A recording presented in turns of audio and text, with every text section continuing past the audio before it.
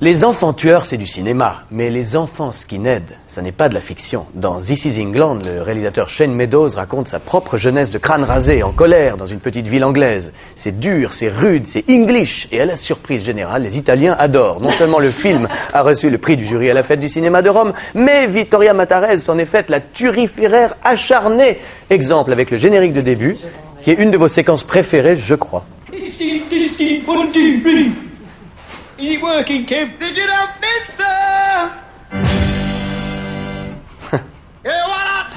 Bon, en fait, c'est pas pour déprécier le film qu'on va parler du générique début, parce que c'est quand même pas la meilleure séquence du film, mais tout de suite, ça nous met vraiment, ça nous situe de manière géographique, de manière dans le temps, etc. C'est tout de suite Margaret Thatcher, c'est les années 80, c'est le mariage de Lady Di, c'est la banlieue ouvrière. Mais François, il me nargue. Je suis d'accord. Du tout, il opine du chef. Ah, il opine, d'accord. Le problème, c'est que ça dure 5 minutes, cet ancrage-là, et qu'après, c'est plus ça, mais je suis d'accord. Voilà, alors attends, je vais d'abord rembobiner, donc continuer mon petit speech. Donc finalement, on voit les Duran Duran, c'est vraiment les années 80 en Angleterre. Donc c'est pas du tout pour prendre de la distance et dire ça s'est passé, maintenant on est en Angleterre. Mais This is England, c'est vraiment les années 80 que le réalisateur a vécu, qui était lui-même skinhead quand il était gamin. En fait, c'est l'histoire d'un gamin qui a perdu son père dans la guerre des Malouines, je crois qu'ils les appelaient en France, les Falklands. Ouais. Et donc voilà, c'est une guerre un peu oubliée. Et c'est, disons, le film se situe à l'époque où les skinheads reviennent et se politisent. C'est-à-dire qu'ils ont plus tendance à aller vers l'extrême gauche ou l'extrême droite, et surtout vers l'extrême droite. Alors, le film se situe précisément au moment où les skinheads perdent leur côté multiracial, leur côté banlieue ouvrière, leur côté on écoute du reggae, on écoute du ska.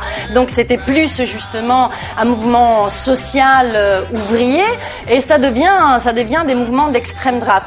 C'est un peu ce que je reproche au film, c'est-à-dire que s'il avait investigué vraiment ce côté-là, c'est-à-dire pourquoi à un moment donné, politiquement, ces mouvements-là basculent dans l'extrême droite, ça aurait été juste génial. Ceci dit, le film a quand même une grande force, qui est celle d'un casting sauvage. C'est que des comédiens non professionnels qui sont à fond. Ils ont une énergie, un dynamisme, ils sont vrais, quoi, vraiment, voilà. Il n'y a pas plus vérace et je trouve qu'ils portent le film avec leur force. On a deux skins sur le plateau, donc lequel veut s'exprimer en premier, Yannick ou Xavier? Non, vas-y Yannick. Bah écoute, moi j'ai même pas envie de mettre des bémols à ce film qui est certes un petit film sans grande prétention, mais que je trouve vachement bien. Je le trouve extrêmement touchant. Après, ça reste une histoire d'initiation, une histoire de fin d'innocence, d'un gamin qui apprend à grandir dans un contexte particulier. Il y a quelque chose, attends, je finis juste, il y a quelque chose d'extrêmement touchant là-dedans. Ce que moi j'ai beaucoup aimé, c'est justement ces personnages qui auraient pu être des caricatures tout au long du film, cette espèce de gros faf qui sort de tôle et qui arrive et qui leur fait des discours idéologiques un peu caricaturaux certes, mais qui se révèlent tout d'un coup bourrés de contradictions, en colère, frustrés, et qui renvoient ça, et où on a une espèce de petite compassion qui arrive vers ce personnage-là. J'ai trouvé extrêmement touchant, mais je pense que le film n'a pas plus de prétention que ça. Donc à ce niveau-là, tu sais, c'est un grand film là qui s'appelle American History X de Tony Kaye, où il y avait Edward Norton qui était extraordinaire. C'est quand même que je trouve là, c'est plus proche du documentaire là, je trouve. Documentaire, il a quand même un côté punk assumé dans la mise en scène aussi. Il y a un plaisir, il se fait plaisir avec l'image, il joue avec certains codes qui sont pas étrangers au cinéma de genre parfois. Et non, je trouve que c'est vraiment un film avant tout de personnages, un film émotionnel qui cherche pas à te traduire fondamentalement toute l'histoire du thatchérisme. C'est pas son but, c'est pas son sujet. François qui est de gauche veut dire quelque chose. C'est pas l'histoire du thatchérisme que j'attends. Mais moi, j'attends pas plus qu'on me raconte ceci ou cela. Simplement, je pense que quand on s'intéresse au skin dans les années 80, comme il a été dit, on tient un vrai sujet assez dense qui aurait donné plein de scènes intéressantes. Ça aurait été un vrai pourvoyeur de scènes de cinéma. Je pense beaucoup plus que ce à quoi débouche le film assez vite, et moi je suis très déçu de le voir prendre cette pente-là, c'est-à-dire le vieux scénario du père manquant.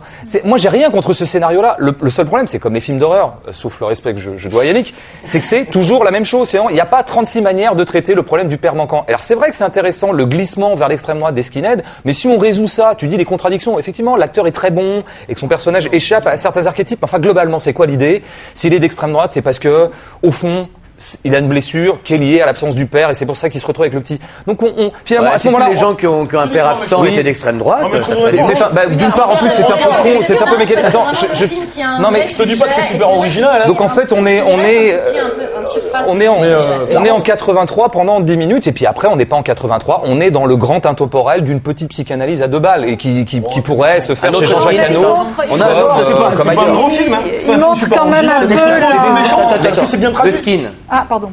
Non, mais le ski n'a pas plus de choses à dire que je suis assez d'accord avec François. Et avec vous aussi, le film est charmant et pas désagréable. Je trouve qu'effectivement, il abandonne quand même rapidement ce qui aurait pu faire l'essence même de son film et l'originalité au profit d'une histoire très convenue, y compris la scène de fin que je ne raconte pas. Mais voilà. Après, on égrène quand même des clichés, des choses déjà vues, sauvées effectivement par, attends, je termine, sauvées par une interprétation et par effectivement une résonance avec sa propre histoire qui fait qu'il est toujours au bon endroit en termes de mise en scène. Il explore un tout petit peu avec le personnage de Milk qui est le noir, il explore quand même la contradiction de ce mec qui donc lui aussi a des problèmes psychologiques, c'est pour ça il vire vers la droite, la contradiction qu'il y a quand on est un skin à aimer la musique reggae, la musique ska, particulièrement donc la musique rock, et à être complètement voilà, il ne le raconte pas. Le ska c'est skin au départ, mais ça à aucun moment c'est expliqué parce que c'est pas son sujet, c'est vrai, son sujet c'est un truc beaucoup plus bidon. Faut juste noter un truc, je pense qu'on sera tous d'accord. Moi, j'ai pas vu un gamin comme ça au cinéma depuis 5-6 ans. Il est génial. Bon, jackpot. Oi, oi, oi, oi, oi.